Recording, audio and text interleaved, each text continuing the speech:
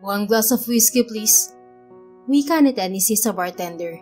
Mas kilala siya sa palayaw na 10. Naroon siya sa isang eksklusibong club na pag-aari ng kanyang kaibigan. Galing siya ng opisina at wala pa siyang balak na umuwi kaya dumaan siya roon. Here's your whiskey, sir. Enjoy. Nakangiting wika ng bartender nang ibigay sa kanyang order. Thanks. Dahan-dahan niyang sinimsim ang alak habang blankong nakatingin sa kawalan. Hey bro, what's up? Napalingon si Ten sa tumapik sa kanya. Sinalubong siya ng malapad ng ngiti ng kanyang kaibigang si Felix, ang may-ari ng club na yon. Hey! Nakangiti siyang tumayo at sandali itong niyakap. What are you doing here? Nagkabit siya ng mga balikat. Nothing. Nothing pero umiinom ka? Pampaantok lang. Alam mo naman, wala rin naman akong gagawin pag uwi kung hindi ang matulog. Sabi ko naman sa'yo bro, humanap ka na ng mapapangasawa mo. Ikaw na lang ang walang asawa sa ating barkada. Aba, hindi ka ba nabobore sa buhay mo? Uuwi na halos sa ating gabi na tapos papasok ng agang-aga sa trabaho. Samantalang kanyang kaibigan sa bar counter. Ten, hindi mo maaasawa ang kumpanya mo. Hindi ko rin mabibigyan ng anak at ng magiging tagapagmana. Dagdag pa nito na iiling-iling. Napabuntong hininga siya at itinuon ang 2 siko sa counter. I'm trying my best to find someone. Pero mukhang hindi yata talaga para sa akin ang pag-aasawa. Nilaro-laro niya ng daliri ang alak na nasa baso. Hindi ganun ang nakikita ko sa'yo. You're not doing your best. Kita mo ngayon, sa halip na makipagkilala ka sa mga customers ko rito, naririto ka at umiinom mag-isa. Hindi ka talaga makakakita ng mapapangasawa sa lagay na yan. Hindi sumagot si Ten. Hindi naman kasi talaga siya mahilig makipagkilala sa mga estrangherang nakikita lang niya sa kung saan-saan. Mas trip niya yung mula sa rekomendasyon ng kanyang mga kaibigan. Ang kaso, naipakilala na yatang lahat sa kanya ng asa-asawa ng kanyang mga kaibigan ang mga kaibigan din ng mga itong babae, pero wala pa ring nakakabihag sa kanyang puso. May natipuhan naman siya na ilan, ngunit hindi nagtagal ang kanilang relasyon. Mabilis siyang tinatabangan. Kaya habang maaga pa at hindi pa malalim ang nagiging ugnayan niya sa mga ito, madali niya ring pinuputol ang relasyon nila. Alam mo bro, ikaw rin naman ang iniisip namin.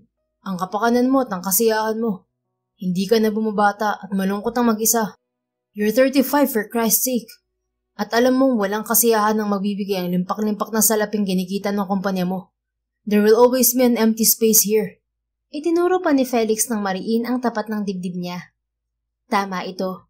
Ulila na kasi siya kaya ang mga kaibigan na lang niya ang madalas na takbuhan niya at itinuturing na pamilya. Second year college pa lang siya noon nang sabay na mamatay ang kanyang mga magulang sa isang aksidente. At ang tanging naiwan ng mga ito ay ang kumpanyang pinamamahalaan niya sa mga sandaling yon. Ang Monroe Global Teleservices, isang multi-billion BPO company. Maybe ito na talaga ang kapalaran ko, Felix. No bro, hindi ito ang kapalaran mo. May darating at darating para sa'yo. Just keep your eyes open and let your heart feel the spark. Tinitigan siyang mabuti ni Felix. Teka, alam mo bang sinasabi ko? Nakangiting tinapik niya ito sa dibdib. Bro naman, ano naman palagay mo sa akin? Aba, malay ko ba? Sa tinagal-tagal mo nang naghahanap, bakit hanggang ngayon wala ka pa rin matagpuan? Kaya naisip ko lang, baka hindi mo alam ang spark na tinatawag. Alam ko. Pero hindi mo pa nga nararamdaman, Ten. Hindi pa. Nako. Sinasabi ko na nga ba, kaya palpak lahat ng rekomendasyon sa'yo ng mga misis namin kasi nga hindi mo alam. Basta, darating din naman ako sa puntong yan. Huwag niyo kasi akong i-pressure. At kapag naramdaman mo na, huwag mo na pakawalan pa. Mark my word bro, she will be the one. At tinapik-tapik pa ni Felix ang balikat niya. Muli siyang sumimsim ng alak. Nagtutumining sa isip niya ang sinabi ng kaibigan. Kahit hanggang sa makabalik siya sa kanyang sasakyan ay yun pa rin ang iniisip niya. Nasali pa tuloy sa isipin ko ang sparks na yun. Kundangan ba naman kasi? Bakit ba hindi ka marunong makaramdam ng tinatawag na kakaibang kabog ng dibdib, ha heart? Parang baliw na kausap niya sa sarili habang nakatingin sa dibdib niya. Siguro kung nakakapagsalita lang ang puso niya, kanina pa siya nasagot nito. Napahagod siya sa batok at sumandal sa kinauupuan. Nakatingin lang siya sa unahan, sa mga nagdaraang sasakyan sa harap niya. Hindi pa talaga niya gustong umuwi, kahungkagan lang naman ang sasalubong sa kanya sa bahay niyang aalog-alog. Kaya naisip niyang tawagan si Christopher, ang kaibigan niyang jeepney driver. Brad, nasa bahay ka ba? Tanong agad niya nang sagutin nito ang kabilang linya. Oo Brad, bakit? May papagawa ka bang sira sa bahay mo? Si Christopher kasi ang isang jeepney driver at all-around helper na palagi niyang tinatawagan kapag may sira ang kanyang bahay. Kahit ano ay kaya nitong gawin. Magaling itong karpintero, mekaniko, tubero, hardinero at kung ano-ano pa. Kaibigan nila ito ni na Felix. Magkaklase sila noon sa kolehiyo na pare-parehong engineering ang kinuhang kurso. Tumigil lang si Christopher dahil hindi ito kagaya niyang mayaman. Ilang beses na rin niya itong inalok ng tulong pero ayaw nito. Mas gusto nito ay pinaghihirapan ng lahat. Isang patunay na hindi ito mapagsamantala. Wala naman. Gusto ko lang samahan ka, gaya ng dati. Sagot niya. Bakit? Naririndi ka na naman ba sa katahimikan sa bahay mo? Napangiti siya. Kilalang kilala mo talaga ako. Kahit ang likaw ng bituka mo, alam ko rin, Ten. Natawa ito sa kabilang linya. Oo na. Nasaan ka ba ngayon? Ikaw ang nasan? Daanan na lang kita. Sige, nandito ako sa club ni Felix. May ruta ka ba rito? Oo, ako na bahala. 30 minutes siguro, nandyan na ako. Sige, text mo na lang ako kapag malapit ka na. Dito muna ako sa loob ng kotse. Okay, bye. Paalam ni Christopher. Hindi naman nagtagal ang ipinaghintay ni Ten. Nang mag-text ang kanyang kaibigan ay bumaba siya kaagad sa kanyang kotse at inabangan ito sa sakayan. Nang matapat ang jeep nito sa kanya, pumitada pa ito ng malakas. Gago. Tatawa-tawang sumakay siya sa unahan, sa tabi ni Christopher. Kung nag-aasawa ka na, pamihadong hindi ka magiging ganito, Ten. Daig mo pa ang palaboy. Biro ng kaibigan sa malakas na tinig. Sinabayan nito ang maingay na tunog ng makina ng jeep at ingay ng panggabing lansangan. Nagsalita ang may asawa na. Pareho lang tayo ng kapalaran. Malakas niya ring tugon. Ayaw mo nun? Meant to be talaga tayo. Tayo na lang din kaya magpakasal. Ulol. Sabay silang nagkatawanan. Ganoon talaga sila sa isa't isa. Sa haba ng oras ng biyahe ni Christopher ay hindi nakaramdam ng inis si Ten. Makwento ang kanyang kaibigan na likas sa trabaho nito, lalo na't gabi itong bumabiyahe hanggang madaling araw. Aba Brad, sigurado ka bang hindi ka pa uuwi? Tanong sa kanya ni Christopher habang nag-aabang sila ng pasahero sa isang kanto. Pasado 4:00 na yon ng madaling araw. Hindi pa Brad. Bakit? Tinataboy mo na ba ako? Loko ka talaga. Siyempre hindi. Ang inaalala ko lang, papasok ka pa sa kumpanya mo. Brad, ako may-ari ng kumpanya. I can do whatever I want. Pwede ring tanghali akong pumasok. Isa pa, nag-e-enjoy pa ako sa joyride natin. Katwiran niya. Iba talaga ang mayayaman. Siyempre, wala kang sisita sa'yo kahit late ka na pumasok. At isa pa, ano bang joyride ang sinasabi mo? Ipaikot-ikot lang naman tayo dito sa Makati. Basta, pabayaan mo na lang ako, tupi. Ano pa nga bang magagawa ko? Iiling-iling na wika nito. Nang may sumakay ng pasahero ay agad nitong binuhay ang makina at pinaandar ang jeep. Siya naman ay napatingin sa labas. Yun ang last trip nito at pagkatapos niyon ay gagarahin na si Christopher. Bayad ho. Anang babaeng pasahero na sa tapat ni Christopher nakaupo. Si Ten ang kumuha ng bayad. Napakunot pa ang noo niya nang may maliit na kuryenteng gumapang mula sa daliri ng babae patungo sa kanya. Napatitig siya rito. Eksaktong nagtama ang kanilang mga mata. Lumunok muna si Ten bago nagtanong. Saan ho ito? Sa Seda Village, kuya. Sagot ng babae. Tumango siya at agad itong sinuklian. Pagkatapos na yon ay lumipat na ito ng upo sa pinakadulo at isinandig doon ng ulo. Palagay niya ay agad na nakatulog ang babae. Psst! Mahina lang yun pero napalingon pa rin siya kay Christopher. Patingin-tingin to sa kanya. Ano?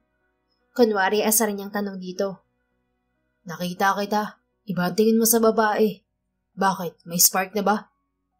Naikwento na niya sa kaibigan ang napag-usapan nila ni Felix at agad naman yung naikantsaw nito sa kanya. Gago. Mag-focus ka na nga sa pagmamaneho mo. Ngingisi-ngisi namang sumunod ng kaibigan niya, habang siya'y pinagmamastan ang babae sa rearview mirror. Kahit naka-side view ito at medyo dimang ilaw sa loob ng jeep, kita naman mula sa kinauupuan niya na maganda ito. Prominente ang matangos nitong ilong at mahahaba ang malalantik nitong pilikmata. Natural na mapupula ang mga labi nito at mahaba ang bahagyang alon-along buhok. Hindi man biniyayaan ng height ang babae, may kurba naman ang katawan nito kahit hindi gaanong kaputian. A typical Filipina trait. Simple lang din itong manamit. Ilang Brad. Trip mo ba? Sunggaban mo na. Mahinang tudyo sa kanya ni Christopher. Ewan ko sa'yo, Tupe. Kung ano-ano napupuna mo. Siguro kulang ka lang sa tulog. Brad, pareho lang tayong kulang sa tulog. Natawa siya sa tinura nito. Oo nga naman. Baka nga kulang lang siya sa tulog. Siguro nga. Anitan sa isip sabay lingon sa babaeng tulog na tulog pa rin. Hindi pa rin maalis-alis ang mga mata niya rito. Hanggang sa malapit na nilang sapitin ang bababaan nito. Kuya, para! Malakas na hiyaw ng babaeng bigla na lang parang naging despring ang mga mata na nagmulat. Para itong may sariling sensor. Biglang gigising kapag nasa tapat na ng bababaan. Weird ha? Bulong niya nang itabi ni Christopher ang jeep. Hinabol pa niya ng tingin ang pababang babae. Hanggang sa maglakad ito sa medyo may kadilimang lugar. Biglang nabalot ng pag-aalala ang puso ni Ten. Paano kung may masamang tao siyang makasalubong? O di kaya rapist? Parang ako yata ang biglang natakot para sa kanya. Sabi niya sa isipan. Alam mo, Ten, kung nag-aalala ka lang din sa kanya, ang mabuti pa sundan mo. Huwag yang halos mabali ng leg mo sa kakasilip. Kung gusto mo, samahan pa kita. Ano? Tudyo ni Christopher sa kanyang tabi. Nang balingan niya ito, malapad ang pagkakangisi nito sa kanya. Ikaw talaga, ang dami mong napupuna. Umuwi na lang tayo para makapagpahinga na tayo pareho. Sure ka? Nananan siyang tanong nito. Sure na sure, Brad. Kanina pa rin ako inaantok. Nagunwari pa siyang nag-iikab kahit ang totoo, kinakain na siya ng pag-aalala sa babae kanina sa hindi niya malamang dahilan. Sinabi ko naman sa'yo kanina na umuwi ka natin. Kaya nga tara na, di ba? Okay, ihahatid na kita sa bahay mo. Ako na lang ang magdadala ng kotse mo pa uwi. May iba ka pa namang magagamit. Suwestyon ni Christopher. Oo na nga, sa bahay ka na rin muna kaya matulog kahit saglit lang bago ka umuwi. Hindi na umimik pa ang kanyang kaibigan. Siya naman, iniisip pa rin ng babaeng pasahero kanina. Yun na bang senyalis na hinihintay niya? Kasi hindi naman siya nakadama ng ganoon sa ibang babae. Doon pa lang sa naging pasahero ni Christopher kanina na parang may sariling body clock at kahit tulog, nagigising sa lugar kung saan ito bababa. I admit, she's intriguing. Bulong pa ni Ten sa sarili sabay ngiti. Mula noon ay hindi na mawala-wala sa isipan ni Tennessee ang babae. Kaya nang sumunod na gabi, sumama na naman siya sa pamamasada ni Christopher. Nagbabaka sakali siyang makikitang muli ang babae. Ano ba to? Date? Dapat sana nagdala ka ng bulaklak at chocolates. O kaya naman kahit na makakain man lang. Kantsa na Christopher nang daanan siya sa labas ng kanyang kumpanya doon lang din sa Makati. Loko, paano naging date ang ganitong hanggang madaling araw tayong magsasama? Tatawa-tawang wika niya. Napakunot ang noo ni Christopher. Hanggang madaling araw? Akala ka ba uuwi ka rin agad? No, mababagot lang ako sa bahay. Mabuti pa kapag ganitong nasa lansangan ako, marami akong nakikita. At marami ka ring nalalanghap na polusyon. Natawa si Ten, subalit natigil din at bahagyang kiniling ang ulo. Brad, ako na muna kaya magmaneho. Ikaw? Sigurado ka, Ten? Oo, sigurado ako, para makapagpahinga ka naman. Sus, tong taong to. Ako pa talaga ang inilala. Baka tayo talagang meant to be, Ten. Biro nito. Gago, hindi tayo talo. Malay mo na fast life natin, magjowa talaga tayo. Ewan ko sa'yo. Seryoso nga ako, Tupi. Nagkabit naman ng mga balikat si Christopher. Okay, kung yun ang gusto mo. Pero mamaya ng madaling araw mo na ako palitan para makatulog ako. Sige. Masayang sang-ayon niya. At gaya ng napag-usapan nila ng kaibigan, Pagdating ng 2:00 ng madaling araw ay si Ten na ang nagmaneho ng jeep. Sanay na rin naman siyang mag-drive ng jeep dahil minsan na rin nila yung ginagawa ni Christopher. Hindi naman siya maselan at kilala na rin siya ng kanyang kaibigan na hindi nagpapaawat sa kung anumang maisip niyang gawin. Hinubad niya ang suot na coat. Ang manggas ng kanyang suot na long sleeve ay inilis niya hanggang siko. Kaya lumabas ang medyo mabalahibo at maugat niyang braso na sinasabi ng mga kababaihan na sexy raw. Nakailang ikot na sila sa ruta ni Christopher ay hindi pa rin niya natsyempohan ang babaeng sumakay ng nakaraang gabi. Ilang beses na rin siyang dumaan sa sinakyan nito, na sa pagtataka niya ay malapit lang din kung saan naroon ang kumpanya niya. Pero hindi pa rin niya ito matagpuan. 4:00 na pala. Wika ni Ten sa sarili pagtingin sa relong pambisig. Pabalik na ulit siya at yun na ang huling biyahe ng jeep ni Christopher. Nilingon niya ang kaibigan sa kanyang tabi. Tulog na tulog pa rin ito, halatang pagod na pagod. Pagalaw-galaw ang mga daliri niya sa manibela habang nakikinig sa FM radio ng jeep. Patingin-tingin din siya sa kaliwat kanan at baka may pumarang pasahero. Mabagal din ang takbo niya. Nang makita niyang malapit na sila kung saan sumakay ang babaeng gusto niyang makitang muli, napaunat siya sa pagkakaupo. Swerte ba ako? O swerte lang talaga ako? Tanong pa niya sa sarili nang pumara ang inaasahang babae. Agad siyang huminto at hinintay itong makasakay. Dumiretso ito malapit sa likuran niya dahil ito lang naman ang pasahero niya. Kuya, bayad. Gustong mapangiti ni Tennessee. Kahit kasi ang boses ng babae ay napakalambing, parang musika sa pandinig niya. Saan to, miss? Tanong niya kahit alam na niya ang sagot. Sa Salcedo Village, kuya. Sinuklian naman niya ito kaagad, at kagaya ng ginawa nito ng nakaraang gabi, lumipat ito sa dulo at humilig doon sabay pikit ng mga mata. Alam niya, tulog na ang babae. Nailing siya. Ibang klase rin. Pero hindi ko rin siya masisisi lalo na kung galing siya sa trabaho. Tiyak na pagod siya.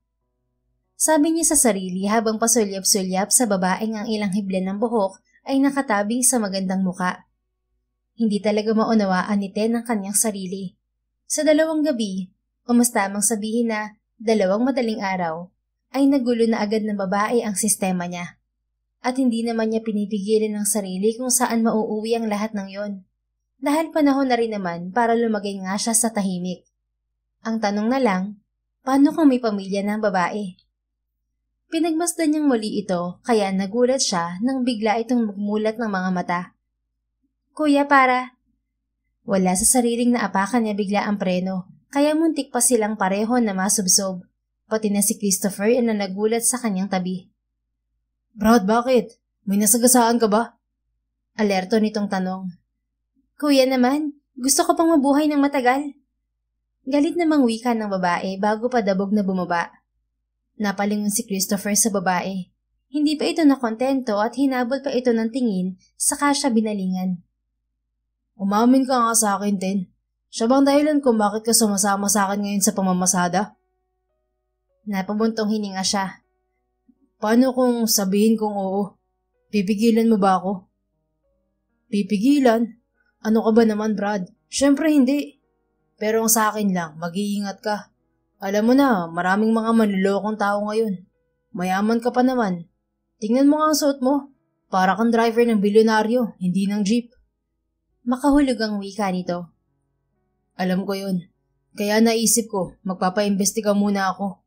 Pero habang ginagawa ko yun, hayaan mo muna ako na makita siya sa ganitong paraan. Nakaw. Natapik ni Christopher ang noon nito. Tinamaan ka ng ang tunay. Pero sa susunod, kung didiskarte ka kay Miss Ganda, magbihis ka ng gaya ng pormahan naming mga jeepney drivers with lover, ha? Walang maniniwala na driver ka sa porma mo eh. Baka mamaya niyan mag-viral ka pa. Alam mo naman sa panahon ngayon, makakita lang ng pogi na marangal na nagtatrabaho, ipopost agad ng mga tao ang picture sa social media. Dagdag pa nito na iiling-iling. Oo na, bukas ganyan na sa'yo ang porma ko. Abat, totoo nga, mamamasada ka ulit, Brad. Oo naman, syempre. Gusto mo na ako mag-asawa, di ba? Oh, ito na, kikilos na ako. Yan, ganyan nga, Brad. Sinuntok pa nito ang muscle niya sa braso. Nang mga sumunod na araw, Napakunot ang noo ni Veronica pagbara niya ng jeep. Ito na naman? Wika niya habang pasakay. Pansin niya na may isang linggo na rin sa iisang jeep siya sumasakay. Hindi niya gustong mag-isip ng masama, pero para bang sinasadya siyang abangan ng driver niyon. At kahit hindi niya gustong pagtuunan ng pansin ng driver, hindi naman niya maisang tabi dahil sa isang dahilan. Gwapo ang lalaki, ngunit hindi lang ito basta gwapo. Ang sexy pa ng braso nito. Yun ang kahinaan niya pagdating sa kalalakihan, ang may maugat at firm na braso. Feeling kasi niya, banat na banat ang buto nito sa trabaho. At feeling niya rin masipag ito. Patunay na roon ang pamamasada nito na inaabot hanggang madaling araw. Pero tama bang pansin ko? Hindi siya halatang driver ng jeep. Parang hindi bagay sa itsura niya. At mabango siya. Impit na tili niya sa sarili habang nakapikit ang mga mata at nakasakay sa palagi niya pinapwestuhan. Palagi niyang nalalanghap ang pabango nito kapag lalapit siya sa driver para mag-abot ng bayad. Hindi niya magawang umidlip sa sandaling yon dahil ramdam niya ang paglingon-lingon ng lalaki sa kanya. Hindi tuloy niya maiwasang kabahan. Paano kung ripis pala siya? O manyak? Naku, subukan niya lang. Makikita niya hinahanap niyang bituin. Mahigpit na kinipkip ni Veronica ng mga kamay ang backpack niyang nasa kandungan. Ano ka ba naman, Veronica? Hindi dapat siyang pinagtutuunan mo ng pansin. Bawal nga ma-inlove, hindi ba? Hindi pa pwede. Marami ka pang bayarin. Isa pa, mahirap ka. Kaya wag ka nang magdagdag pa ng ikahihirap ng buhay mo. Malakas ang loob niyang kausapin ang sarili dahil wala naman siyang kasamang pasahero at maingay. Ay, asawa agad talaga, Veronica. Buska naman ang kabilang bahagi ng isip niya. Huminga siya ng malalim at pinilit ang sarili na umidlip. Nagmulat lang siya ng mga mata nang sa tansya niya ay naroon na siya sa kanyang bababaan. 3 taon na niya yung ginagawa kaya memoryado na niya ang takbo ng bawat jeep na sinasakyan. Kuya, Hindi na natapos ni Veronica ang kanyang sasabihin nang huminto ng kusa ang sinasakyan. Nakipagtitigan pa siya sa mga mata ng driver sa rearview mirror bago siya bumaba na iiling-iling. Alam na nga niya, kilala na niya ako.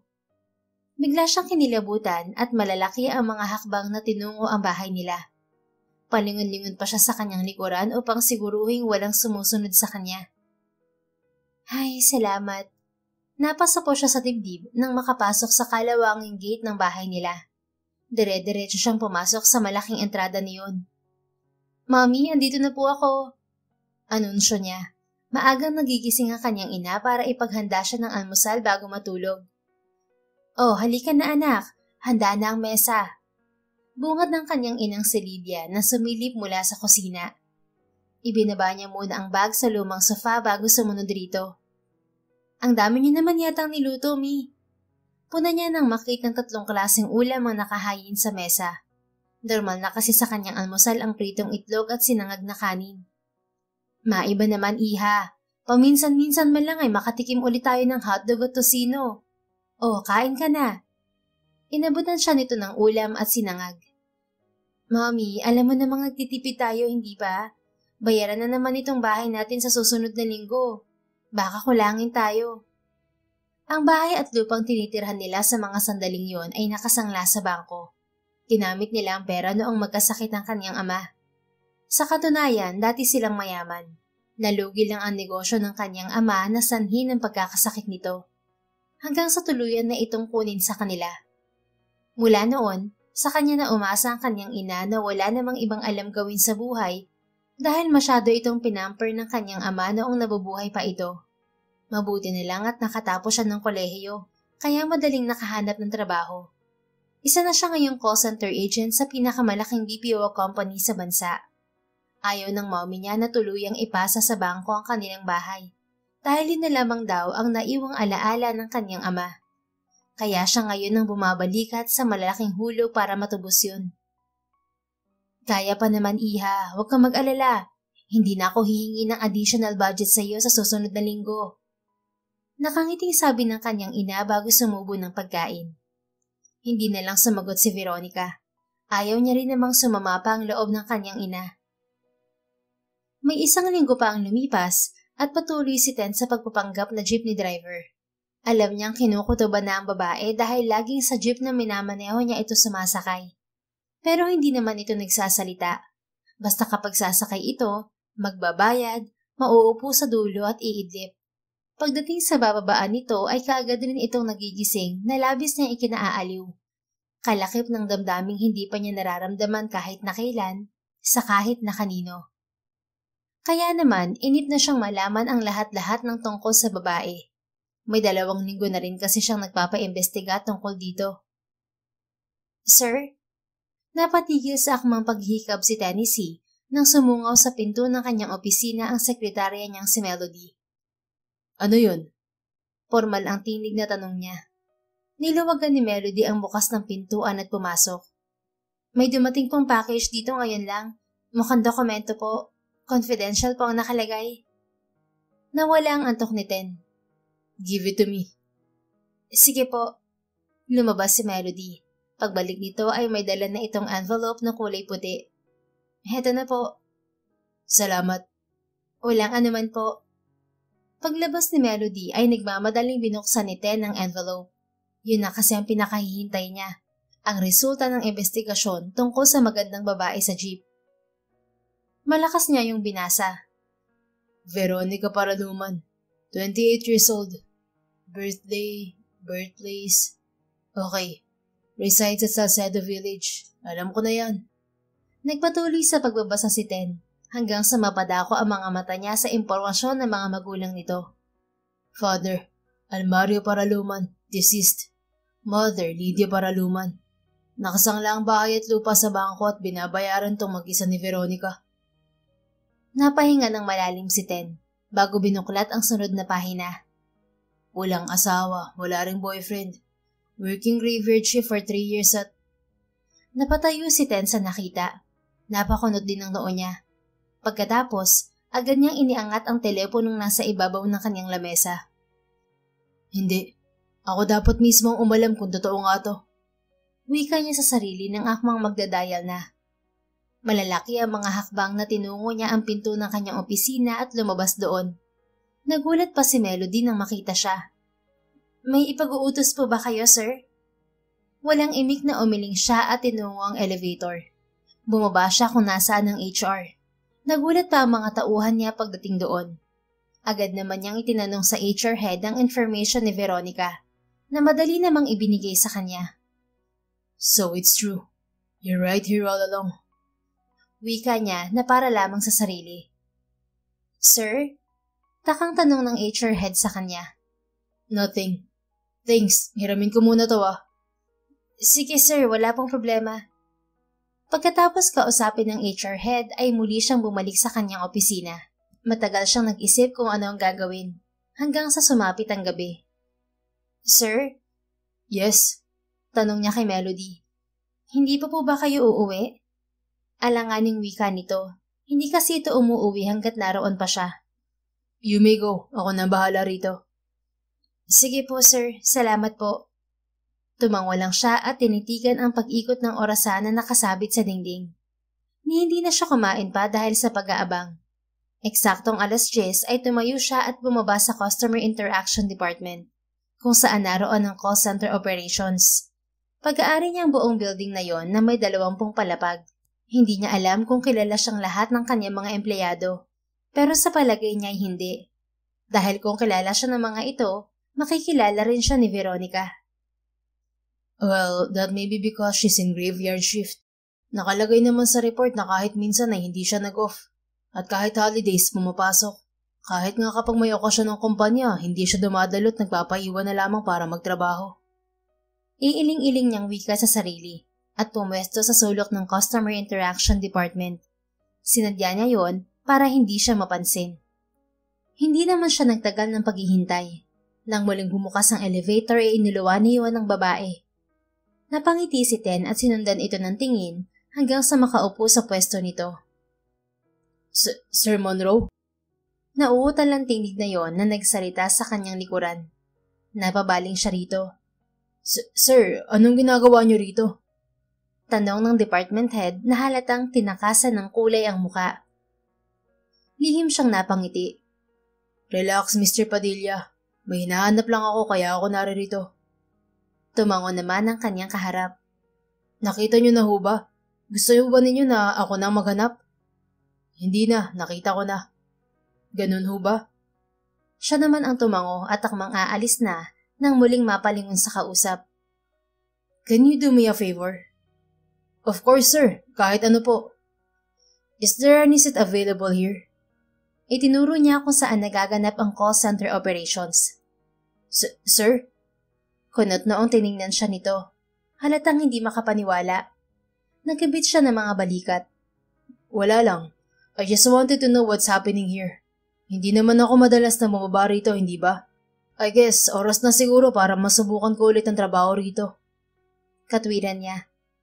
Sigurado ho kayo? Yes, kailan ba naman ako nagbiro, Mr. Padilla?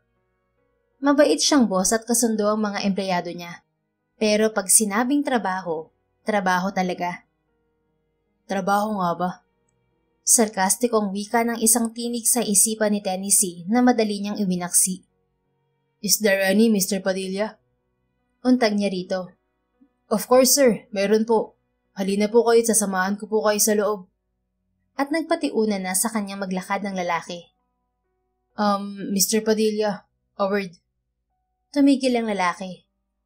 Yes, sir. Ano po yun? Just treat me as a normal employee. Huwag mo na rin ako ipakilala sa kanila para hindi tayo makagulo sa mga nagtatrabaho. Sige, sir. Kung yun ang gusto nyo. Pagpasok nila sa loob, naghanap ng bakanteng upuan ng kasama niya. Napangiti siya nang makitang katapat ito ng kinauupuan ni Veronica. Tutok na tutok ang pansin ng babae sa ginagawa nito habang siya naman ay isinuot kunwari ang headset at kunwari ding may tinitingnan sa monitor ng computer. Yes, sir. May I know your name and how may I help you? Magalang na tanong ni Veronica nang matanggap ang unang tawag ng customer nito. Mataman lang na nakinig si Ten. Yes, sir. Just give me your credit card number, please. It's the 16-digit number in front of your card, sir. Yes, sir. Tumigil sandali si Veronica at pinakinggan ang sinasabi ng kausap. A moment, sir. And please don't hang up your phone. Thank you. Mabilis na tumipa ang mga kamay ni Veronica sa keyboard habang nakatutok ang mga mata sa monitor. Pagkatapos, muli itong nagsalita. Upon checking your account, you have exceeded your card's maximum balance. Maybe you could try to use another card if you have one? Yes, sir. I'm sorry. Pinakinggan ng babae ang sinasabi ng nasa kabilang linya. Pagkuway ngumiti. Halos hindi naman humihinga si Ten nang makita yon. Tumigil yata sa pag-ikot ang mundo niya dahil sa mga ngiti ng babae. At parang baliw lang si Ten na nakatitig dito. Excuse me. Napaunat sa kanyang pagkakaupo si Ten at tiningnan si Veronica. Yes. Damn it, Ten. Kailan ka pa nautal sa harap ng babae? Sigaw niya sa isip bago tumikim. Yes, miss. Ulit niya sa sinabi. You have a call. Malambig nitong wika. Wala na rin ang ngiti sa mga labi nito. A call? Nalilitong tanong niya. Yeah, hindi mo ba naririnig na nagre-ring ang linya mo? Kasi ako naririnig ko rito. Pasuplad ang wika ni Veronica. Napakunot ang noo niya. I don't know what you're talking about. Inirapan siya ng babae. Pagkuway tumayo at umikot papunta sa kinaroroonan niya. May pinindot itong kung ano sa keyboard na nagpangiwi sa kanya nang kumonekta yon sa suot niyang headset. That's the call I'm talking about. Pinagmasdan siya nitong mula ulo hanggang paa at pabalik. Hindi ka ba dumaan sa training at wala kang kaalam-alam? Simpleng-simple lang hindi mo pa masagot. At pwede ba, magseryoso ka nga? Kabago-bago mo pa lang dito kung ano-ano na agad ang pinagtutuunan mo ng pansin. Yun lang at tinalikuran na siya nito. Wait! Natigil ang anumang sasabihin ni Ten nang may magsalita sa kabilang linya. Natuon sandali roon ang atensyon niya. Ilang minuto rin ang itinagal ng usapan nila ng kanyang first caller bago ito nagpaalam. Nang mawala ang kausap, sinilip niya si Veronica sa table nito. Paano mo nalamang bago pa lang ako rito? Because I know you. Maikling sagot nito na hindi man lang siya tinitingnan. Panay lang ang tipa nito sa keyboard. You know me? How? Para kasing hindi nagsisink in sa utak ni Ten ang mga nangyayari. Idagdag pang nagmukha siyang tanga sa harapan nito dahil sa kabaliwan niya. Tumigil si Veronica sa ginagawa nito. You're the driver. Sinusundan mo ba ako? Are you my stalker?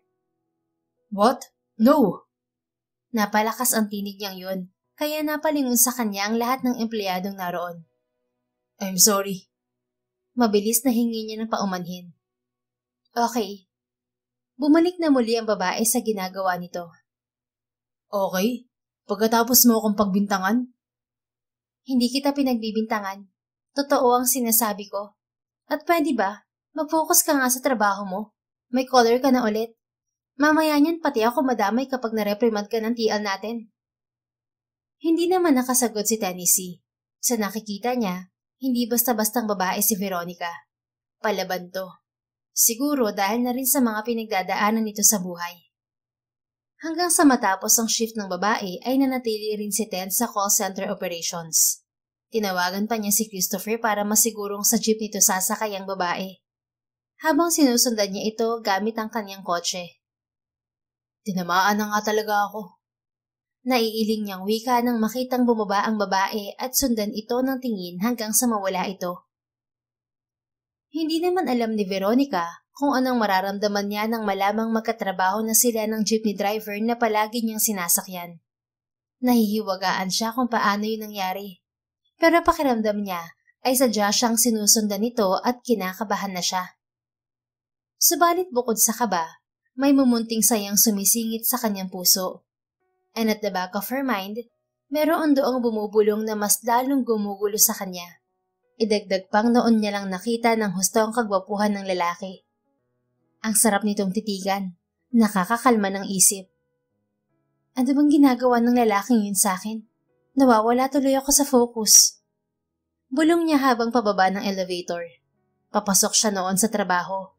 At habang papalapit siya sa kanyang pwesto, ay palakas ng palakas ang dagundong ng kanyang dibdib. Ngunit nanlumo siya nang hindi makita ang lalaki sa pwesto nito. Mukhang absent siya ngayong gabi. O baka naman off niya. Pwede ring nag-resign na at hindi na kayang graveyard shift.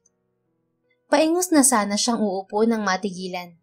Dahan-dahang nangunot ang noo niya at kinuha ang nakapatong na isang pumpo ng dilaw na daisy sa table niya. Kanino naman galing to? Napatingin siya sa table ng lalaking sunod ng sunod sa kanya, sabay iling ng mariin. Imposible. Bakit siya agad ang pumasok sa isip ko? Inilingan ni Veronica ang mga mata sa paligid, pero abala naman ang lahat. Muli siyang napalingon sa katapat ng kanyang pwesto. Hindi, imposible talaga. Subalit hindi niya napigilan ang mapangiti ng tingnan ng bulaklak. Sinamyo pa niya yon bago muling ipinatong sa kanyang lamesa. Baka may admirer lang talaga ako na hindi ko alam. Sabi pa niya sa sarili bago nag-umpisang magtrabaho. Samantala, sa opisina ay nangingiti si Ten habang pinagmamasdan si Veronica sa kamerang palihim niya inilagay niya sa pwesto nito. Ang totoo, kanina pa siya hindi mapalagay sa paghihintay sa babae at nang makita ito sa kamera, parang lumukso ang puso niya. Lalo na nang umiti ito. You're very beautiful when you smile. Hinaplos pa niya ang mukha nito sa monitor kung saan niya ito pinanonood. I just hope na hindi ka magalit sa akin kapag nalaman mo ang ginagawa ko. Ang totoo. Napabuntong hininga siya. Sa mga pagkakataong yon ay nahihirapan siya kung paano ba magpapakilala sa babae at kung paano ito liligawan. Natatakot kasi siyang baka magalit ito dahil sa pagpapanggap niya. Pero hindi pa naman kami nun magkakilala, hindi ba? Kaya wala siyang dapat na ikagalit sa akin. Katwiran niya sabay lingon sa isang planner na nasa gilid ng lamesa niya. Kinuha niya yun at binuklat. Matagal niya yun tinitigan bago nagsimulang magsulat. Flames, Tennessee Anthony Monroe, Veronica Paraluman. F, parehong wala. L, isa kay Veronica.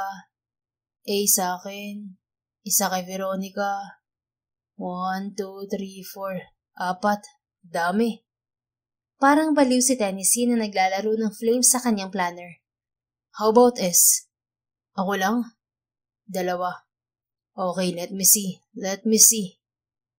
Binilang niya ang total ng mga letrang nakuha sa bawat pangalan. Sa akin 9. So that means... Nagbilang siyang muli at nagusot ang mukha niya nang makita ang resulta. Bakit naman angry? Gusto ko nga siya. Kay Veronica naman ang binilang niya. Napatayo siya. What? Friends lang? Kung may makakakita siguro sa kanya sa mga sandaling yon, iisipin ng mga itong nababaliw na siya. Na totoo naman. Huminga siya ng malalim. How about the total? 9 plus 7 is 16. So 16 is letter... Tumigil siya at tinidigang maigi ang nakabold na letrang isinulat niya. Saka nagumpisang magbilang. M. Yes! Napasuntok sa ere si Tennessee. Marriage. Ikaw na talagang hinahanap ko. Malapad ang ngiting napasayaw pa siya, saka nilingon muli ang monitor. Natawa siyang lalo nang makita ang ginagawa ni Veronica. Minamasahin nito ang muka at nilalamutak talaga yon ng maigi. Siguro para magising ito. You're the weirdest person I've ever met. Ani Ten. Nasa ganoon siyang posisyon nang may ideyang pumasok sa kanyang isipan. Dinampot niya ang telepono. Hello, Mr. Padilla? Yes, sir. Tugon na nasa kabilang linya. Please connect me to Miss Paraluman's line. Tell her I'm a VIP client. And please, transfer all the calls from her line to others. And don't record our call. Nangingiting wika niya. Okay, sir. Noted. Sandaling nawala sa kabilang linya si Mr. Padilla. At maya-maya pa, narinig na niya ang tinig ni Veronica. Hello, good evening. May I know your name and how may I help you? Parang silang ngiting-ngiti sa sarili si Ten. Ganito pala kiligin ng isang lalaking nagmamahal. Parang teenager lang. Hello? Untang ni Veronica sa kabilang linya. Yeah. I'm Anthony Jimenez and I have a very big problem. Sinadya niyang ang second name niyang ibigay rito at ang apelyido ng kanyang ina. I'm so sorry to hear that you're in that situation right now, Mr. Anthony. But can you tell me how big is it? Alertong tanong ng babae. Will you help me if I tell you my problem? Of course, sir. Sa kumpanya po namin, ang mga kliyente namin ang pinaka-importante. Kaya kung ano man po ang Oh, I'm sorry, sir. I'm not sure if you understand what I was saying. As I said, I understand you clearly. Ganun po ba? So, is it okay with you to use Filipino or not? Kung saan ka mas komportable, walang problema sa akin. Nakangiting tugon niya. Nakakahiya naman po. Kayo po ang kliyente kaya kayo dapat ang masusunod. Katwiran nito. No, I'm really fine, miss. Ang importante lang naman sa akin ay masolusyonan ang problema ko. Ay, oo nga po pala, sir. Ano po ba ang problema niyo? Sandali mo nang nag-isip si Tennessee bago sumagot. Are you really sure you could help me? Yes, sir. Try me. Panghihikayat nito. Ganito kasi yun. Tumigil siya. Wag na lang kaya, hindi naman kasi to importante. No, sir, I insist. Malay niyo naman, sa akin lang pala kayo makakakuha ng sagot sa problema niyo. But it's personal. Ang babae naman ang sandaling natigilan. See? Hindi ko dapat inihingi ng sagot ang bagay na to sa'yo. This is embarrassing. Sabi pa niya. Was it about your family, sir? No. Problemang puso ba? Nakita niyang sumundal ng babae sa kinauupuan nito habang nakasapo ang isang kamay sa baba. Parang ganun na nga. But I really don't want to... No, sir. It's really fine. At kapag effective po ang payo ko sa inyo, bigyan niyo na lang ako ng mataas na feedback. Nakangiting sagot nito. Napangiti rin siya. Sure, kung mapilit ka talaga. Ganito kasi yun. I really like this woman. Kaso, hindi ko alam kung paano ko siya lalapitan. Simula niya. Maganda po ba ang babaeng to? Yes. Tumango si Ten na para bang nakikita siya ni Veronica. And I'm sure base sa timbre ng tinig niyo, may itsura kayo. Talaga? Halos mapunit ang ngiti sa mga labi ni Ten sa narinig. Oo naman, sir. Kaya sigurado ako wala kayong dapat na ikatakot. Kung talagang gustong-gusto niyo siyang ligawan niyo na kaagad. I'm sure magugustuhan niya rin kayo. Tumango-tango siya. May punto ka naman. Kami namang mga babae, sir, madali lang kaming mapaamo. Sabihin na nating normal na ang bulaklak at chocolates. But still, nagwo-work pa rin yun. Kung araw-araw niyong bibigyan ng bulaklak at chocolate sa babaeng sinasabi niyo, sigurado akong lalaki ang puntos niyo. Plus simple dates and thoughtful gestures. Madali po siyang mahuhulig sa inyo. Paano kung hindi effective ang ganyan? Di iba naman pong paraan. Paano kung hindi pa rin? Napakamot si Veronica sa ulo nito. Kung wala naman pong hadlang, try and try lang po. Sabi nga nila, kapag may tiyaga, may nilaga. Natawa siya ng malakas. Seryosong-seryoso kasi ang babae at naaaliw siyang panoorin ng ekspresyon ng mukha nito. Nakita niya pagsimangot ni Veronica. I'm telling you the truth, sir. Hindi ko naman gustong ipayo sa inyo ang sinasabi nilang daanin sa santong paspasan. Badho yun. Pigil na pigil niya ang matawang muli.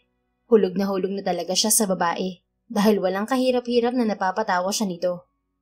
Alright, I'll try all your suggestions. Babalitaan din kita kapag naging kami na. Naku sir, huwag kayong mag-alala. Sigurado ako magiging kayo talaga. Okay, naniniwala naman ako sa fighting spirit mo. Basta ipagdasal mo ako. Sabi niya. Kung ano-ano pa ang napag-usapan nila ng babae. Hanggang sa mag-end ang shift nito ay silang magkausap. Wala namang ko-question sa ginagawa niya dahil siya ang boss. Pagkatapos niyon, inihatid niyang muli ang babae sa pagsunod niya sa jeep ni Christopher. Ewan ko sa'yo, Dennis, si Anthony. Kung hindi pa to pagmamahal, hindi ko na rin alam. Kausap niya sa sarili. Iiling-iling siyang nagmaneho pa uwi. Mas lumobo naman ang pagtataka ni Veronica nang walang palya siyang makatanggap ng bulaklak. Sa loob ng 1 linggo, wala ang lalaking bumubuntot sa kanya. 1 linggo ring may bulaklak siyang nadadatnan sa kanyang lamesa sa call center. Ang malala pa, hindi maalis-alis sa isipan niya na baka nga ang lalaking driver ng jeep ang gumagawa niyon. Na baka nga stalker niya ito. At para mawala ang pag-aalala niya sa dibdib, palagi siyang may baong pepper spray. Kagaya na lamang ng palabas na siya sa trabaho ng madaling araw na yon. Pakiramdam niya ay may sumusunod sa kanya kaya binilisan niya ang paghakbang. Subalit para namang kahit anong gawin niya ay madali siya nitong naaabutan. Diyos ko po, tulungan niyo po ako. Dasal ni Veronica habang kinakapa ang pepper spray sa bag. Eksaktong nakapa niya yon nang may humawak sa braso niya.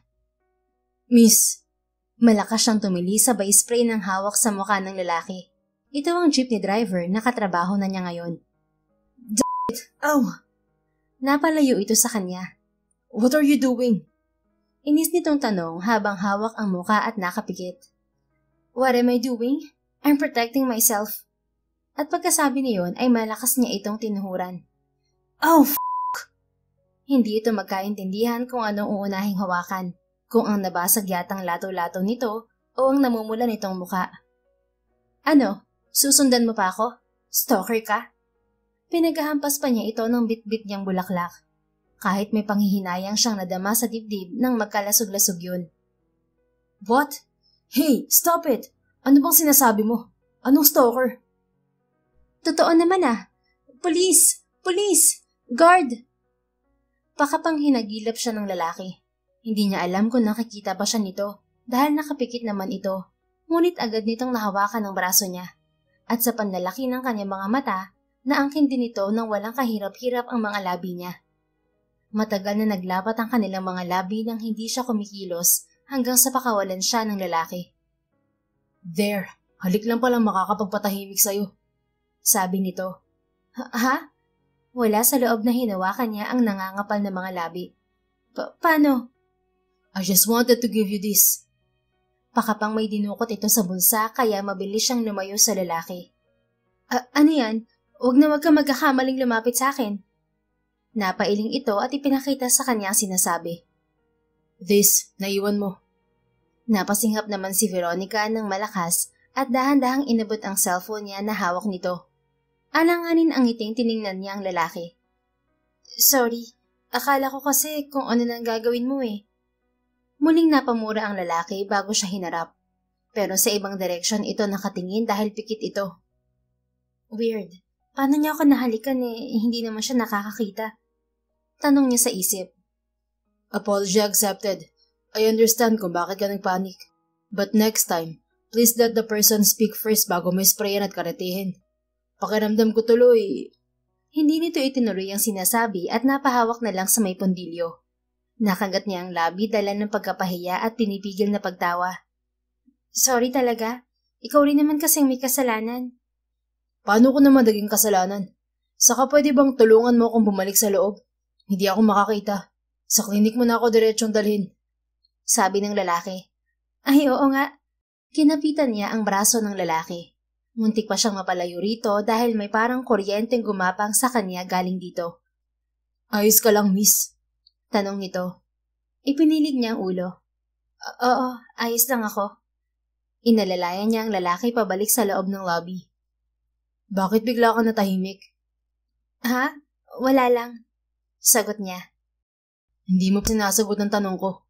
Paano mo nasabing stalker ako? Pinindot muna ni Veronica ang elevator. Nang bumukas yun ay inalalayan niya ang lalaki papasok sa loob. Kasi di ba ikaw rin yung jeepney driver? Sagot niya. And? Bigla ka nilang sumulpot dito kung saan ako nagtatrabaho. May problema ba ron? Nagkibit siya ng mga balikat. Wala naman. Kaya lang 2 weeks din yung sa jeep na minamaneho mo ako sumakay. Tapos halos 1 linggo kitang katrabaho. Paliwanag niya. Pero wala namang kaso yun, hindi ba? I was a working student at that time when you saw me driving a jeep. At natataong sa ganoong oras ay napapadaan ako sa labas. At hindi ko rin nakalaing matatanggap ako sa kumpanyang to. Hindi ko nga alam na dito ka pala nagtatrabaho. At kaya hindi mo ako nakikita nitong nakaraang linggo dahil nagpalit ako ng shift. Baka nga kasi isipin mo na sinusundan kita. Mahabang paliwanag nito. Nakagat muli ni Veronica ang labi at hindi nakasagot. Sariling sikap kung bakit ako naririto ngayon. Pero sabihin mo lang kung naiilang ka sa akin at ayaw mo akong katrabaho. Magre-resign ako kagad. Wika niya. No, it's not that. Huminga ng malalim ang lalaki. Hayaan mo. Didistansya na ako mula ngayon sa'yo. No. Muling protesta niya. Pero natigilan din nang maintindihan ng kanyang sinabi. Nakita niya kasi kung paano malapad na napangiti ang lalaki. So, gusto mo akong makatrabaho? Of course. Okay.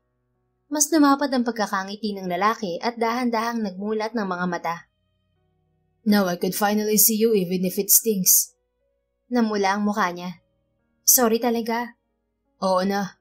Nakailang sorry ka na. Huwag mo nang isipin ang nangyari. Okay na ako. Mas okay na rin yun na ready ka at may dala kang self-defense. It means kaya mong protektahan ng sarili mo.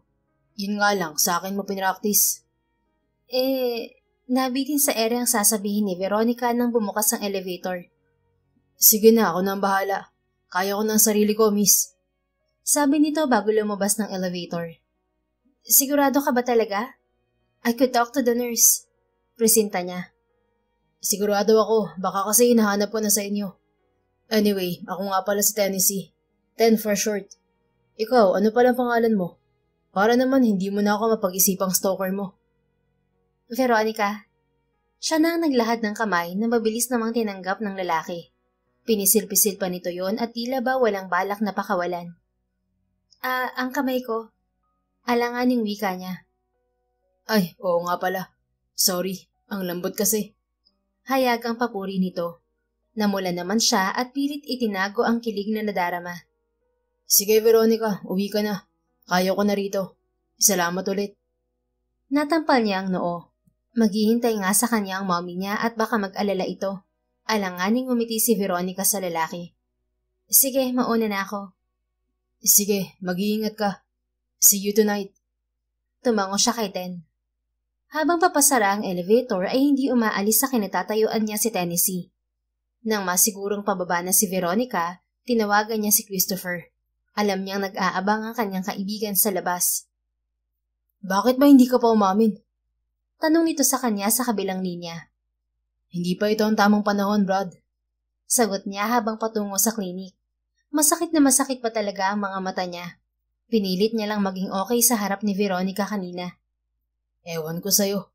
Kapag pinatagal mo pa, baka hindi siya lalo mapunta sa'yo. Brad naman, nagpakilala na nga ako. First step na yun. Bahala ka. Sige na, baka naroon na yun sa sakayan. Sige, salamat Tope. Ikaw na munang bahala sa kanya. Napabuntong hininga si Tennessee nang i-off ang kanyang cellphone at ibalik sa kanyang bulsa. Sa kadesperaduhan niya, kung ano-ano na lang ang kasinungalingan ang sinabi niya kay Veronica kanina. Coward. Paano ko mamahalin yan? Sita niya sa sarili bago tuluyang pumasok sa klinik.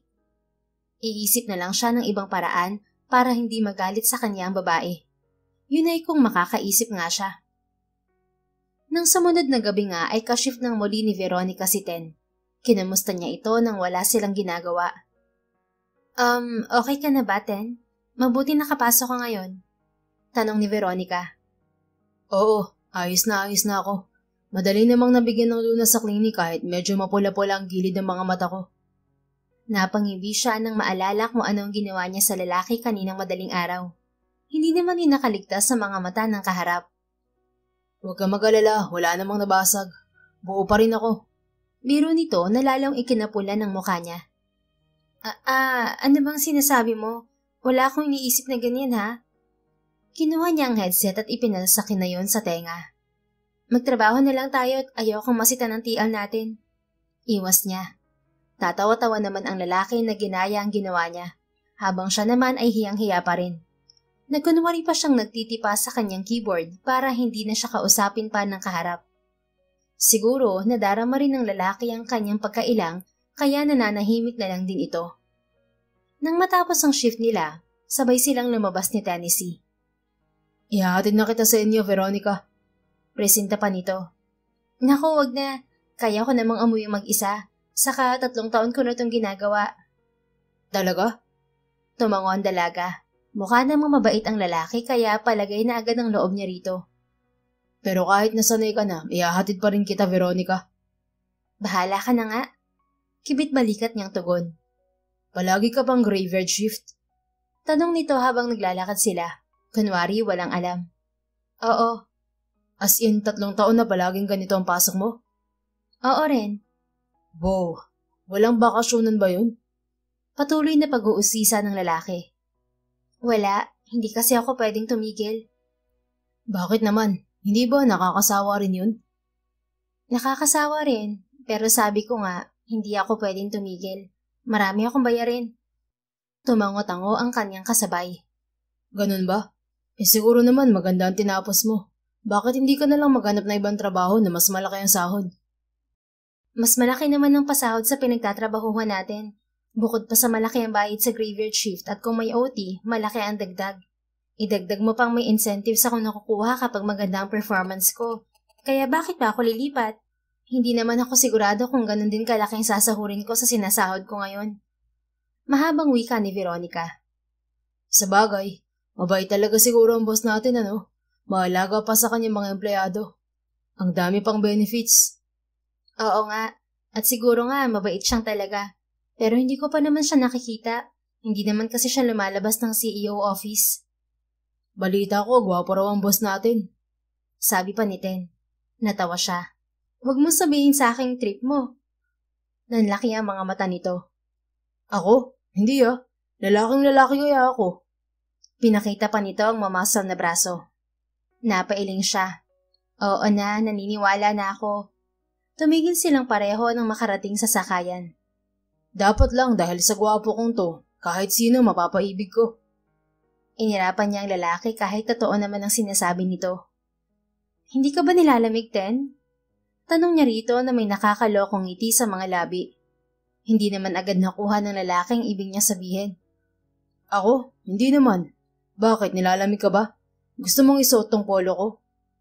Akmang bubuksan na nito ang botones ng suot na polo, pero mabilis niya rin itong pinigilan.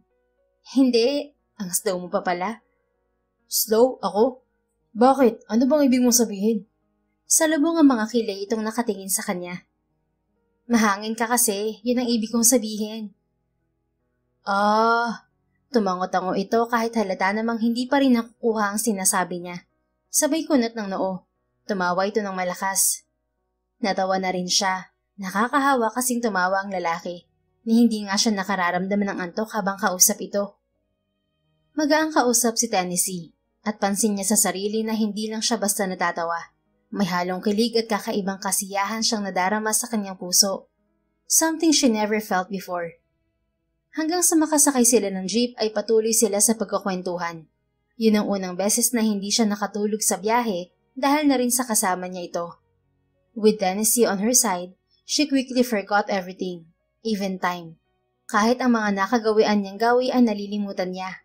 Magic or not, para siyang hinihila ng lalaki sa ibang dimensyon ng mundo. Kaya hindi na niya namalayan pa na naroon na sila sa tapat ng bahay nila. At sa pagtataka pa ni Veronica, bumaba rin si Tennessee.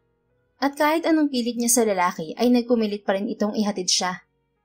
Pasok ka. Alok niya kahit ang totoo ay nahihiya siya. Naku, wag na, Veronica. Aasikasuhin mo pa ako. Magpahinga ka na lang. Tanggi nito. Ngumiti siya. Sige, ikaw ang bahala. Sige, uwi na ako. Ingat ka. Hindi mo na umalis si Veronica hanggat hindi nawawala sa kanyang paningin ang bulto ng lalaki. In fairness sa kanya, gentleman. Nakangiting wika niya na may kahalong kilig bago pumasok sa loob ng kanilang bahay. Si Tennessee naman ay ngiting-ngiting naglakad pabalik. Nagulat pa siya nang may malakas na pumitada sa tapat niya. Gago! Malakas niyang wika kay Christopher. Hinintay talaga siya ng kaibigan dahil usapan na nila yon. So, naka-first base ka na ba, Mr. Loverboy? Pangaasar pa nito. Loko ka talaga. Sumakay siya sa tabi nito. Ihatid mo na nga lang ako. Opo, mahal na hari. Gawin mo ba naman akong service gabi-gabi? Maliit na bagay na lang ang ihatid kita sa bahay mo. Totoo yon. Nakipag-deal siya sa kaibigan para lang ang jeep nito ang palaging sakyan ni Veronica kapag uuwi. Hay, pag-ibig nga naman. Ewan ko sa'yo. Ipinikit niya ang mga mata kasabay ng pagsilay ng ngiti sa mga labi. Ibang-iba ang pakiramdam niya tuwing kasama si Veronica. Para siyang lumulutang sa ere. Totoo nga tinamaan na siya ni Cupido. Kaya hindi na niya pakakawalan pa ang dalaga. Pagkahalid sa kanya ni Christopher ay natulog siya. Ganoon siya mula nang makilala niya si Veronica. Sinasabayan niya ang pagpupuyat nito, kaya naman adjusted rin ang pagpasok niya sa opisina. Nagtatrabaho siya mula tanghali hanggang alas 9 ng gabi. At pagdating naman ng alas 10 hanggang alas 4 ay nasa call center operation siya. Minsan, kapag mas gusto niya lang na pinagmamasdan ng babae mula sa monitor ng kanyang computer, ay nagpapanggap naman siyang kliyente nito at magkausap sila hanggang madaling araw. Kagaya na lamang ng mga sandaling yon.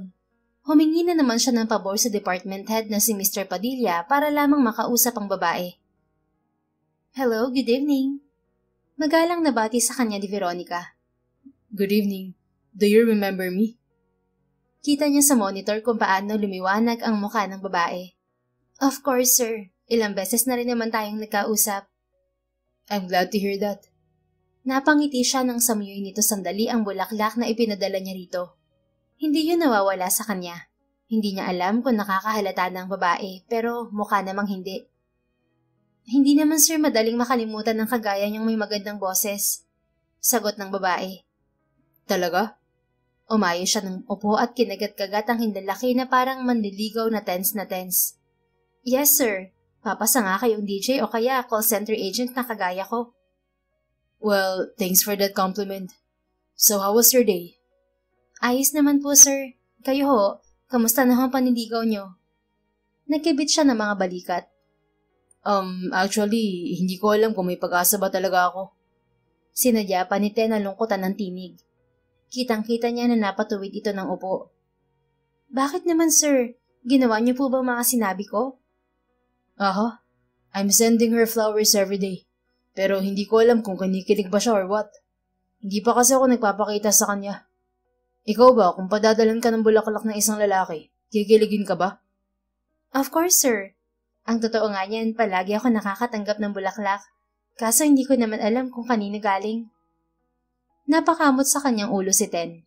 He was intentionally prying for some information from Veronica's own mouth, pero bahala na. Bakit? Hindi ba nagpapakilala ang suitor mo? Pag-uusisa pa niya habang kakabog-kabog ang dibdib.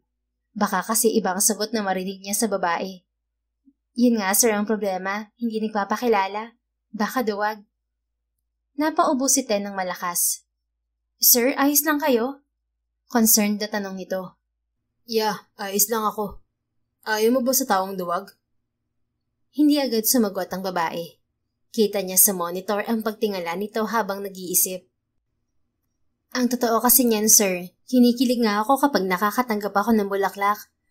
Ang kaso, hindi ko naman alam kung sino nga ba nagpapadala sa akin. Kaya hindi rin nagtatagal ang kilig na nararamdaman ko. Alam niyo yun? Hindi ko kasi siya kilala. Wala akong mukhang mapipicture sa aking isip sa tuwing makikita ko ang bulaklak. Kaya para ding bulaklak ang kilig ko. Unti-unting nalalanta sa katagalan.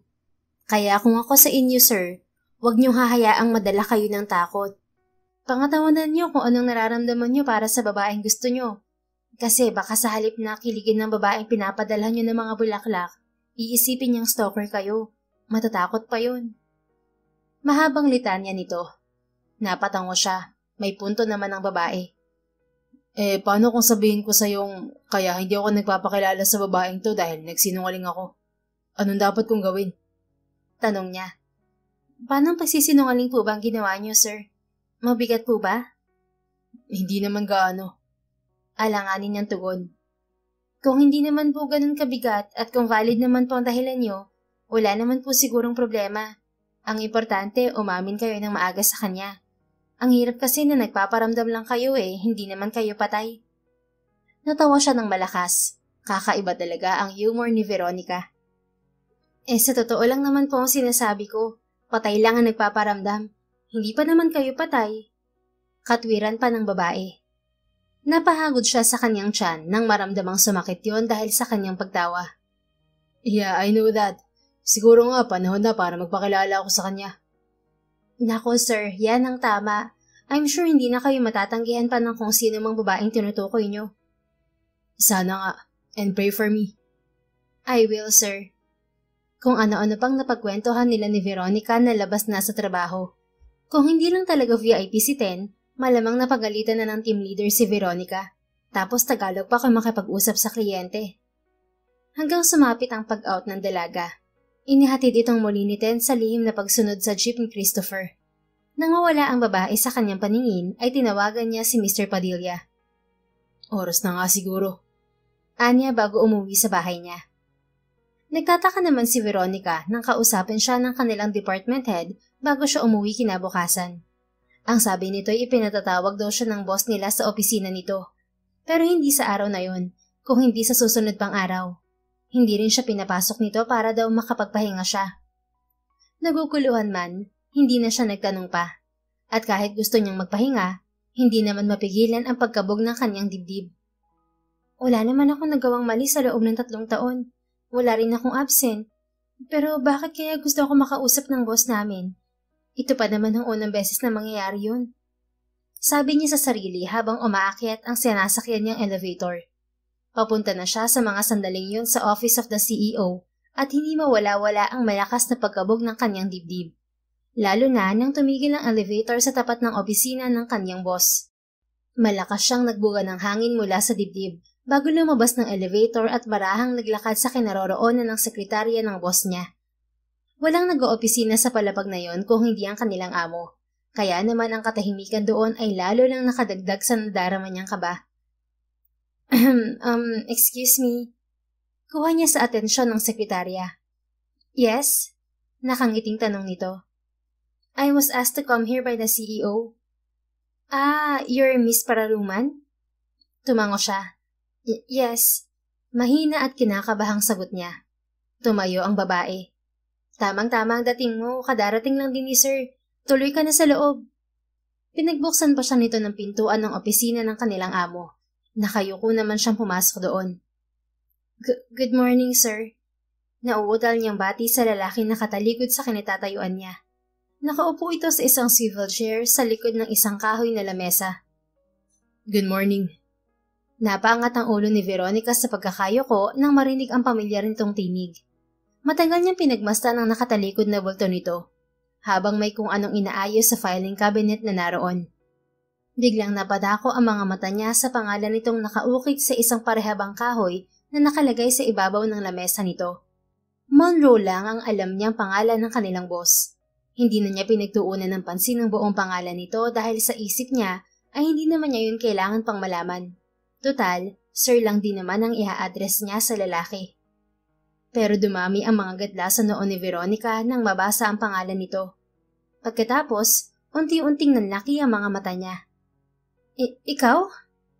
Noon niya lang din napansin ang isang pumpo ng dilaw na disi sa ibabaw ng lamesa nito. At para siyang sinampal ng mapagtanto ang lahat. Mariin niyang nakagat ang labi at nagdasal na sana ay mali ang iniisip niya. Ngunit nang dahan-dahang humarap sa kanyang lalaki, sumabog ang lahat ng pag-asa sa puso niya. Nagkapira-piraso yun. Kahit naman ayaw niyang aminin sa sarili, nahulog na rin siya sa lalaki sa napakaikling panahon. Dahil hindi ito mahirap magustuhan. Sunod-sunod na lumunok si Veronica. Hindi siya makahinga. Naninikip ang kanyang dibdib sa nadaramang magkahalong sakit at galit nang tuluyang tumambad sa kanya ang mukha ng lalaki. Galit dahil sa pakiramdam na ginagago siya ni Ten at pinagtitripan. Parang napahiya siya sa sarili sa kaalamang boss pala niya to, pero hindi man lang sinabi sa kanya. Pinasakay lang siya sa kung anumang trip nito. Marahil sa iba ay tuwa ang madarama dahil nalaman na mayaman ang isang taong natutuhan ng pakisamahan at makagaanan ng loob. Ngunit ano ba naman yung magsabi ng katotohanan? At huwag siyang pagmukaing tanga. Pakiramdam tuloy niya ay gold digger ang tingin sa kanya ni Ten, kaya ito naglihim. Hello, Veronica. Tumayo si Ten at kinuha ang pumpon ng disis at naglakad patungo sa kanya. Bawat hakbang ng lalaki ay parang baton na pumupukpok sa dibdib niya. Hindi siya halos makahinga. He stopped just a few steps away from her. Pagkatapos, ngumiti ito. Yeah, it's me. And I'm so sorry if I lied. Natakot lang ako at... Hindi na naituloy ng lalaki ang sasabihin. Agad itong tinalikuran ni Veronica at tuloy-tuloy na tinungo ang elevator. Kahit anong tawag sa kanya ng lalaki ay hindi ito nililingon. Galit siya. Galit siya sa panlolokong ginawa ng lalaki sa kanya. All this time, ang taong kasama ko sa trabaho, ang VIP client na lagi kong kausap, at ang boss ko ay iisa? Ha? Mahigpit niyang nakuyumang kamao. He tricked me. Nagsinungaling siya sa akin. Bakit? Para saan? Dahil gusto niya ako? No way. Hinding-hindi ko siya mapapatawad. Takot daw? Really? Ang sabihin niya, baka akala niya mukha akong pera. Madaling umuwi sa kanila si Veronica. Ni hindi niya pinagkasayahang sagutin ang mayat-mayang pagtunog ng cellphone niya. Alam niya na sa mga oras na yun ay ang boss niya na yun. Sa galit ni Veronica, hindi siya pumasok ng araw na yun. Nagtaka pa ang mommy niya, pero ipinaliwanag niya rito ang binigyan siya ng day off ng kumpanya nila kahit ayaw niya. Naniwala naman ng kanyang ina. Ang kaso, hindi siya pwedeng umabsent ng sumunod na araw dahil malapit na naman ang bayaran ng bahay nila. Kung wala nga lang siguro silang utang, hindi na siya pumasok. Mabuti na lang din at hindi nagpakita sa kanya si Ten. Wala rin siyang natanggap na bulaklak. Nataliwas sa kanyang nararamdamang galit, ay may sumungaw na lungkot sa puso niya. No, hindi ito maaari. Pinaglaruan niya lang ako. Mariing paalala niya sa sarili. Natapos ang shift niya ay hindi nagpakita si Tennessee sa kanya. Mabuti na ring alam niyang galit ako sa kanya. Hindi naman kasi laruan ang damdamin ko. Bubulong-bulong siya habang naglalakad pa uwi. Pero ikaw ang nagpayo sa kanyang magpakilala sa babaeng nagugustuhan niya. Ikaw rin ang may kasalanan ng lahat, Veronica. Sigaw ng isip niya. At paano ko naman naging kasalanan yon, Aber? Niwala nga akong alam na ako pala ang tinutukoy niya. Kaya pala pamilyar din ang boses niya sa telepono. Hindi ko na lang mapagtuunan ng pansin. Yun pala, iisang tao lang silang tatlo. Manloloko ka mo siya. Parang baloy si Veronica na kinakausap ang sarili. Nang makarating sa kanila ay tuloy-tuloy siya sa hagdanan paakyat sa itaas kung saan naroon ang silid niya. Veronica, iha, hindi ka ba kakain? Habol pa ng kanyang ina na galing sa kusina. Nilingon niya ito. Hindi na muna, Mami. Inaantok na po ako. Mamaya na lang pagising ko. Ganun ba? By the way, iha, sira ang tubo sa may lababo. Lumakas na ang tulo. Napabuntong hininga si Veronica. May budget pa ho ba sa inyo? Meron pa naman. Yun na muna ang gamitin yung pampagawa. Bigyan ko na lang kayo bukas. Mag-withdraw po ako. Tumango ang kanyang ina. Sige, iha. Pasensya ka na. Okay lang po yun, Mami. Tulog na po ako. Sige. Dumiretso si Veronica sa kanyang silid. Naglinis lang siya ng katawan at nagpalit ng maluwag na damit at maikling cotton shorts saka natulog. Nagising siya dahil sa maingay na pagpupukpok ng kung ano sa ibaba ng bahay nila. Hindi naman kasi soundproof ang mga silid nila. Naghihikab na bumangon siya. Hindi na rin siya nag-aksaya pang tumingin sa salamin dahil naunang mag-alburuto ang kanyang tiyan. Oo na, kakain na. Naghihikab na kausap niya sa sariling tiyan na para bang nakakapagsalita yon. Tuloy-tuloy siyang bumaba sa kusina. Nadatnan niya roon ang dalawang lalaking parehong nakatalikod sa kanya at kinukumpuni ang tubo sa ilalim ng kanilang lababo. Bale walang naupo si Veronica sa lamesa at nag-umpisang kumain. Iha, hindi mo man lang ba iniinitin ang mga yan? Wika ng kanyang mami na galing sa labas. May hawak itong maruming basahan. Hindi na, mami. Medyo nag-aalburuto na ho ang mga alaga ko sa tiyan eh. Ngumiti siya rito. Paano naman kasi? Hindi ka kaagad kumain kanina pagdating mo. Sandali lang at ako nang mag-iinit. Nang kukunin nito ang sinabawang isda ay agad niya itong pinigilan. Napakunot ang noo niya nang makita kung sinong nasa likuran nito. Pero mabilis ding ipinilig ang ulo. Dahil siguro sa kaiisip ko sa lalaking yun at sa ginawa niya, kung kani-kanino ko na lang siya nakikita. Alis. Mahinang wika niya. Bahagya pa niyang tinuktokan ang sarili dahil kahit nag-halusinate siya, ang lakas pa rin ang kabog ng kanyang dibdib. Ginayo mo ba ako ng taong yun? Bulong pa niya. Ano yun, iha? Tumingin siya sa ina. Nangungunot na ang noon nito habang pinagmamasdan siya. Tabingi ang ngiting umiling siya rito. Wala, mami. Akala ko po may multo tayong kasama. Pero huwag niyo na to initin. Ayos na ang ganito. Sambit niya at napatingin muli sa lalaking nasa likuran ng kanyang ina na titig sa kanya. Hindi rin nagbabago ang itsura nito. Biglang bumilis ang tibok ng kanyang puso. Multo nga. Wala sa loob na wika niya ng matantong totoong si Tennessee ang naroon. Ano bang multo ang sinasabi mo? Nilingon nito ang nagagawa ng kanilang lababo. Ikaw naman, iha. Nadumihan lang ang muka. Pero hindi naman multo tong sina Ten at Topher. Sabi pa ng kanyang ina na nakangiti.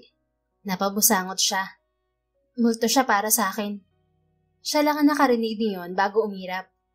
Tapos na ba kayo?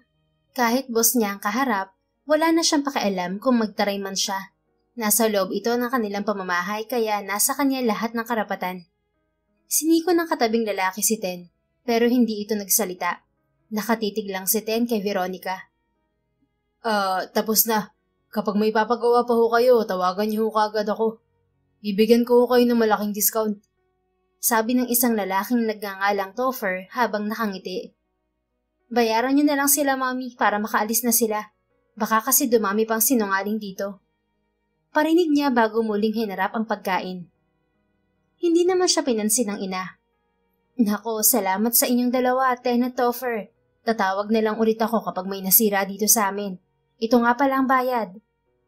Salamat ho, pero tama na ho ang 100. Hindi naman ho mahirap ang kinumpunin namin. Narinig niyang sabi ng isang lalaki. Napataas ang isang kilay niyang muling nilingon ng mga ito. Nagtama ang mga mata nila ni Tennessee na sa kanya pa rin nakatingin. Seryoso pa rin ang mukha nito. Katakot-takot na irap ang ibinigay ni Veronica rito bago ipinagpatuloy ang pagkain. Talagang gumawa pa ng paraan para lang makapasok sa bahay namin. Ang kapal ha? Hanggang sa makaalis ang mga ito ay hindi na siya nag-abala pang tingnan ng dalawa. Inihatid pa ang mga ito ng kanyang mami na nang balikan siya sa kusina ay matagal siyang pinagmasdan. Bakit ganyan kayo makatingin, mami? Napailing ito. Alam mo ba kung anong itsura mo ngayon, anak? Wala sa loob na kinapaan niya ang kanyang ulo. Medyo magulo lang ang buhok ko, mami, pero mukha pa rin naman akong tao. Hindi lang medyo, Veronica. Kailan ka pa natutong lumabas ng kwarto na ganyan ang itsura mo? Hindi mo ba alam na manipis yung damit na suot mo at kahit maluwag ay kita na ang kaluluwa mo? Napatingin siya sa sarili. Nanlaki ang kanyang mga mata. Mami, bakit hindi niyo kaagad sinabi? Ibig sabihin, nakita na niya ang lahat-lahat sa akin? Ewan ko sa iyong bata ka. Diyan ka na nga. Wala sa sariling inubos ni Veronica ang pagkain sa plato at hinugasan niyo nang matapos siya. Pagkatapos, umakyat na siyang muli sa kanyang silid. At kahit anong pilit niyang matulog, ayaw naman siyang dalawin ng antok. Buisit na lalaking yun. Pagsapit ng gabi, tamlayin siyang pumasok sa call center. Pagdating sa kanyang lamesa, Mas lalo siyang nakaramdam ng pananamlay nang makitang walang bulaklak. Ang bilis namang sumuko ng isang yun. Wika niya sa sarili. Asa ka pa talaga no? Kung taray-tarayan mo siya parang ang laki ng kasalanan niya sa'yo. Sagot naman ng kanyang isip. Sadya namang malaki ang kasalanan niya sa akin Nagsinungaling siya at Miss Paraluman. Tawag sa kanya ng kanyang TL. Yes, sir. May tawag para sa'yo. Itinuro pa nito ang headphone. Napakunot ang noon niya at padarag na naupo. Nang kunin niya ang headset ay natigilan siya nang sumagi sa kanyang isip ang mukha ni Tennessee. Imposibleng si Sir Monroe to. Kay Sir Padilla siya laging dumaraan kapag mangungulit yun. Anya nang sagutin ang tawag ng sinasabi ng kanyang TL. Hello, good evening. May I know who's on the line, please? Magalang niyang tanong. Ngunit wala namang sumagot kaya mas lumaki ang namumuong hinala sa dibdib niya. Huminga siya ng malalim. Kung si Sir Monroe ka po, pwede po bang huwag mo akong guluhin? Nagtatrabaho po ako rito ng maayos at ayoko mawala ng trabaho. Mariin niyang sabi. I'm really sorry. I'm really sorry. Wala na lang talaga ako maisip na paraan para mapalapit sa'yo. Kaya ako nagsinungaling. Hirap na wika na nasa kabilang linya na walang iba kundi si Ten nga. Napapikit naman si Veronica at pilit na nilalabanan ang sariling nararamdaman. Anong magagawa ng sorry mo kung niloko mo na ako? You even used my own words to me. Pinagmukha mo akong tanga, Ten. Ano bang tingin mo sa akin? Gold digger? Kaya hindi mo pinaalam sa akin na boss kita at mayaman ka? Wala na siyang pakialam kahit ito pa ang boss niya. Hindi naman kasi makatarungan ang ginawa nito. Matagal na hindi ito nagsalita sa kabilang linya bago niya muling narinig ang boses nito. I'm sorry. Pero wala akong ibang iniisip na masama sa'yo. Alam kong gipit ka at may pagkakautang kayo. Pero never pumasok sa isip ko ang sinasabi mo. Sadyang natakot at natorpe lang ako magsabi sa'yo ng nararamdaman ko at magpakilala kung sino ba ako. Naisip ko kasing baka rin iwasan mo ako kapag nalaman mong boss mo ko. Alam kong mali ang ginawa ko at pamamaraan. Kaya nga itinatama ko ng lahat mula ngayon. Gusto kong ipakilala sa iyo ang sarili ko, Veronica. Hindi mo na kailangan gawin yon dahil kilala na, please, just let me. At kung hindi mo ako magustuhan, ako na mismo ang kusang lalayo. Hindi ko ipipilit ang sarili ko sa iyo. Huminga siya ng malalim at nag-isip. Wala namang mawawala kung pagbibigyan niya ang lalaki. Sige, payag ako. Pero huwag mong isipin na ganun din kadaling patawarin ka. No, I understand na mahirap naman talagang gawin yun. Lalo na't malaking kasalanan ko sa'yo. So tell me, saan ba ako mag-uumpisa, Veronica? Kumibot-kibot ang mga labi niya. Just tell me about yourself aside from you being my boss. Yun lang ba? Halata sa tinig ni Tennessee ang kasiglahan nito. You already know my name, right? It's Tennessee Anthony Jimenez Monroe. I'm 35 years old. Single, as you can see. I'm an orphan. I live all alone since I was in my second year college. Napaangat ang pang-upo niya sa kinauupuan. Bigla siyang nakaramdam ng magkahalong awa at kalungkutan sa narinig. Wala ka ng pamilya? Yes, I am living alone now. That's why you saw me driving my friend's jeepney. There were times that I don't want to go home dahil wala rin naman akong uuwian. My house is too huge, and it grows even bigger because of its emptiness. Lalong nalungkot si Veronica sa narinig. Bakit ba hindi ka kaagad nag-asawa? Pagak na natawa ang lalaki sa kabilang linya. Yun ba ang solusyon doon? Saka hindi naman ganun kadaling mag-asawa. Hindi naman. Biglang bawi niya. Ang sa akin lang, mahirap kayang mag-isa. Yeah, I know. Pero ano bang magagawa ko? I had few serious relationships in the past. Pero hindi ko matagpuan sa kanila ang sinasabi ng mga kaibigan ko na spark. And you found it now? In you. Maikli ang sagot na yun ni Tennessee pero milyong beses yatang lumukso ang puso ni Veronica sa kilig kaya hindi niya napigilan ang pagngiti. Pwede ba? Mabuway niyang saway sa lalaki. What? Nagsasabi lang naman ako ng totoo sa'yo. Bawal na ako magsinungaling, hindi ba? Namula siya. Basta. Bawal mo na ang topic na yan. Okay, ano pa bang gusto mong malaman? Since alam mo na pag-aari ko ang Monroe Global Teleservices, meron pa ba akong hindi nasasabi sa'yo? How about your younger days? Your hobbies? Yun ba? At ganoon na naman sila sa dati. Inabot na naman hanggang sa end ng shift niya ang usapan nila ni Tennessee. And somehow, nakadama si Veronica ng kagaanan sa kanyang dibdib. Para bang sa isang iglap ay naglaho na lang ang lahat ng galit niya sa lalaki. O baka naman nagtampo lang siya dahil naglihim si Ten. Matuling lumipas ang mga araw. Patuloy sa panunuyo sa kanya si Tennessee. Hinahayaan naman ni Veronica ang lalaki dahil mahirap din namang kalabanin ang sariling nararamdaman. Lalo pa tuluyan ng nalusaw ang galit niya rito. Hindi lang yon, napasok na rin ito ang puso niya. Subalit hindi pa rin sinasagot ni Veronica si Tennessee. Sinusubukan pa niya kung hanggang saan talaga ang tatag nito. Yun ay para masiguro niya rin kung talagang ang tunay at tapat ang lalaki sa nararamdaman nito sa kanya. Mahirap din namang masaktan sa huli. At kagaya ng mga nagdaang araw, naroroon si Tennessee at ang kaibigan nitong si Christopher sa kanila. Tinawagan ng dalawa ng kanyang ina para magkumpuni ng mga ilaw nilang pundi sa may paligid ng kanilang bahay. Kahit alam na rin ng mami niya na nanliligaw sa kanya si Tennessee, ay hindi naman ito nahihiyang utos-utusan ng lalaki. Aba, ganyan dapat ang nanliligaw, iha. Hindi yung akala mo kung sino na lang na ipapakitang mayaman siya, na para bang obligado ka sagutin siya. Ang totoong nanliligaw, pinaghihirapang makuha ang minimiting oo. Parang kami ng daddy mo noon. Napailing si Veronica. Nasa may kusina silang mag-ina at naghahanda ng merienda ng dalawa. At napagkwentuhan nila si Tennessee. Nasingit niyo pa talaga ang tungkol sa inyo ni Dad, Mom. Alam ko naman po ang ibig niyo sabihin. Kaya nga nagsisigurado rin ako. Pero iha, para namang sobra-sobra na ata ang ginagawa mo. Aba, nakikita ko naman sa taon na seryoso siya. At maayos kanyang hinaharap, pati ako. Tao siya palaging humaharap sa atin. Sa ibang lalaki ay hindi nagagawin ng ligawan ng isang babae at akyatin ng ligaw sa bahay. Bihira na ang gaya ni Ten. Napailing siya. Ano ba talaga, Mommy? Kanino po ba kayo kampi? Aba, syempre sa inyong pareho.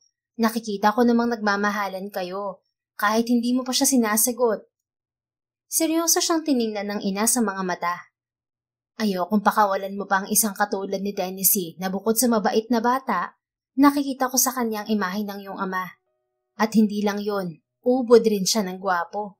At mayaman pa. Pero sabi nga ng kabataan ngayon ay low-key. Nagulat si Veronica nang parang teenager na tumili ang kanyang ina. Mami, marinig ka nila. Saway niya rito. Ito naman, minsan lang. Halika na nga, baka tapos na silang dalawa. Nagpatiuna na ang kanyang ina na maglakad palabas ng bahay nila. Naabutan nila ang dalawa na seryosong inaayos ang bumbilya ng mga ilaw gamit ang isang hagdanan. Si Ten ang nasa itaas habang nakaalalay si Christopher dito.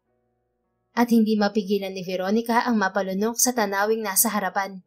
Tutok na tutok ang mga mata niya sa katawan ni Tennessee, na topless at namumutok ang muscles. Idagdag pang nangingintab yun sa pawis. O diba? San ka pa makakakita ng ganyang kagwapo sa ngayon? Bulong ng mami niya sa kanya bago ipinatong sa garden table ang bitbit nitong tray na may lamang sandwiches na silang dalawa ang gumawa. Siya naman ay ibinaba na rin ng isang pitsyal ng orange juice. Ten, Topher, halina kayo at magmerienda na. Tawag nito sa dalawa. Napalingon naman sa kanya ang mga ito. Hindi tumitingin sa hagdan ng tinutungtungan nito si Tennessee na bumaba. Kaya naman nagsala ang paa nito at diretsyong nahulog sa lupa. At nakitang niyang masama ang bagsak ng ulo nito. Ten! Iisang sigaw nilang tatlo. Agad silang napatakbo ng mommy niya sa kinaroroonan nito. Ang kabog sa kanyang dibdib ay hindi niya maipaliwanag. Oh my God, Ten! Agad siyang sumalampak sa Bermuda grass at maingat na iniangat ang ulo ng lalaking nakapikit. Di naman niya kung tumitibok pa ang puso nito. Hindi na siya humihinga, sabi niya kasunod ng pagpatak ng mga luha. Ano? Sandali, tatawag ako ng ambulansya. Presinta ng mami niya. Samahan ko na kayo, tita. Baka kung ano mangyari sa inyo dahil sa nervyos. Sabi naman ni Topher. Nagmamadaling pumasok ang dalawa sa loob. Siya naman ay umiiyak na yakap-yakap si Tennessee. Don't leave me, please. I love you, Ten. Hindi ko pa nasasabi sa'yo. Kaya please, huwag mo akong iwan. Paulit-ulit niyang sabi sa pagitan ng pag-iyak. Talaga? Nagulat siya nang magsalita ang lalaki at unti-unting nagmulat ng mga mata. Nang maunawaan niyang nagbibiro lang ito, malakas niya itong hinampas sa balikat. I hate you! Hinuli naman ng lalaki ang kamay niya at mahigpit yung hinawakan. You already said it. Wala nang bawian. Malapad ang ngiting sabi nito. No, binabawi ko na dahil palagi mo na lang akong pinaglalaruan. Bumangon si Ten at hinawakan ng magkabila niyang pisngi. Pagkaway pinagkatitigan siya sa mga mata. Promises of forever were written all over his face. Idagdag pang ang mga mata nito ay nangingislap na parang bituin sa kalangitan. I love you so much, Veronica. Hinding-hindi ko magagawang paglaruan ka kahit na kailan. Suminghot siya. But you just did. That was really an accident. Hindi ko talaga natansya ang aapakan ko dahil sa katititig ko sa'yo. And I'm sorry kung napag-alala kita. May lambong ang mga matang bigkas nito. But your heart stopped beating. That's because I'm also scared. Kasi paano nga kung may nangyaring masama sa akin? Hindi ko man lang maririnig sa mga labi mo na mahal mo rin ako. Lumabi siya. Nawala na ang inis niya sa lalaki. Basta wag mo na yung uulitin kahit na kailan. Nakangiting itinaas nito ang kamay. Promise, hinding-hindi na. Hinding-hindi na kita pag-aalalahanin pa kahit na kailan. Oo na. So, sinasagot mo na ako? Oo nga, nasabi ko nang mahal kita. Mababawi ko pa ba yun? Umiling naman si Tennessee. Of course, hindi na. At mabilis nitong siniil ng halik sa mga labi si Veronica. Nang pakawalan nito ang ngayon ay nobya na, ay sabay pa silang sumagap ng hangin. I promise, I won't make you cry again. I will just love you until my next life. Madamdaming wika ni Ten. Thank you. Salamat sa pagiging matyaga mo. Salamat din sa pagmamahal mo. Asahan mong susuklian ko yan ng buong buo. Walang labis, walang kulang. Akala ko'y susuko ka na noon dahil ang tagal kitang pinaghintay. Hindi ako susuko sa'yo, Veronica. Ikaw lang ang babaeng minahal ko. Sobra. At muling naglapat ang mga labi nila. Tuwang-tuwa namang nakamasid sa kanila sina Christopher at Tita Lydia. Kung may tao bang dapat na pasalamatan ng husto si Ten, yun ay ang dalawa. Dahil sa mga ito, natupad ang pinakaaasam-asam niya. Ang mapasagot si Veronica. Pagkalipas ng 3 buwan ay niyaya na ni Tennessee na magpakasal si Veronica. Mabilis naman pumayag ang babae. Hindi na rin niya pinatagal pa yon at pagkalipas lamang ng wala pang 2 buwan ay kasal na sila ni Veronica. Tinubos niya rin sa bangko ang bahay at lupa ni na Veronica. Pagkatapos, isinama na nila sa kanilang bahay ang nanay nito. Pero madalas pa rin silang pumunta sa bahay ng mga ito dahil malapit lang naman yun. Pinag-resign na rin niya si Veronica bilang call center agent at ginawa na lamang itong COO ng kumpanya nila. Natawa naman ng babae dahil ang akala raw nito ay patitigilin niya talaga ito sa pagtatrabaho. Na hindi niya ginawa dahil alam niyang mas gusto ng asawa ang maging isang career woman. Ngunit hindi nila kakalimutan ang isa pa sa goal nila na makabuo ng mga anak na siyang pupuno sa kanilang kaligayahan. Na hindi naman nagtagal ay pinagkaloob din sa kanila ang panganay nilang anak na babae. Totoo nga ang sinasabi nilang hindi hinahanap ang pag-ibig. Kusa itong dumarating. At kapag dumating na wag nang pakawalan pa. The end. If you enjoyed this story, please don't forget to like, subscribe, comment, and share. Your support helps us reach more people and spread the love. Thank you for tuning in, and we're looking forward to seeing you again soon. In the meantime, please take care and may God bless you always.